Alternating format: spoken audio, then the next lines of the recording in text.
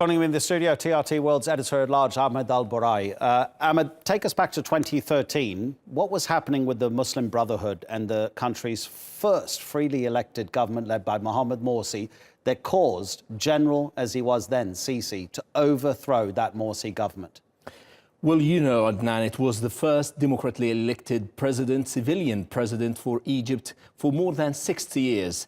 And it wasn't easy for the military, which is deeply entrenched in the regime, to accept a civilian who's ruling Egypt for a whatever term. They didn't allow it to happen. The media started its campaigns demonizing the Muslim Brotherhood and Mohamed Morsi as if he is a big failure. The year ended up with general strikes everywhere. You have shortage of fuel. It's a big failure in terms of the running the state. And the media was trying to exaggerate these events on the ground. Now it's the military who is going to come back as the savior of the state, and Sisi gave them like 48 hours.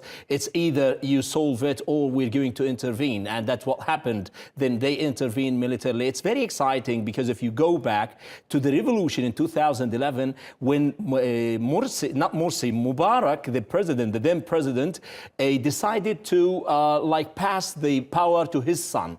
And then the military was pissed off. We cannot accept this to happen. And then you have the nation and the military agreed that we could not let this to happen. But now Morsi is the civilian president. They also couldn't allow this. Though Morsi had some fatal mistakes, he tried to strip the judges from any right to challenge him with a constitutional change at the end of his year. That led to a major demonstration on the 30th of June, and then on the 3rd of July, the coup we know. So the Muslim Brotherhood government led by Morsi had those problems that you've highlighted. Then the question is whether this president, now a civilian, Abdel Fattah al-Sisi, has done any better. Everything is more expensive for everyday life. The country's suffering. What do the people think?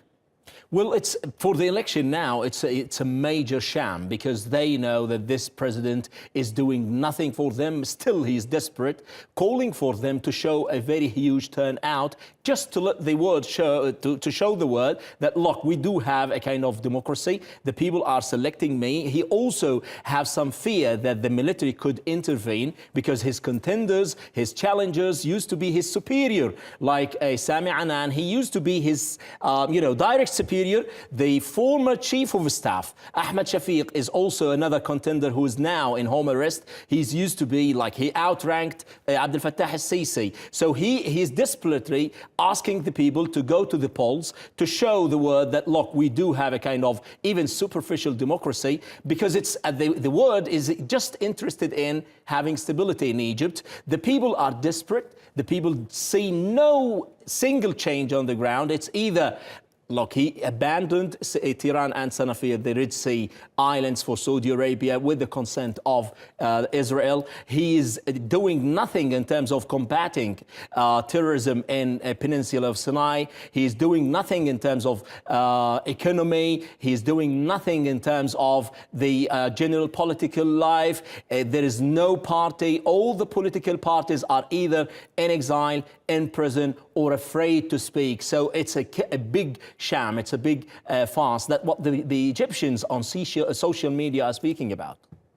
Ahmed Al-Burai, thank you very much indeed. Always appreciate you coming into the studio.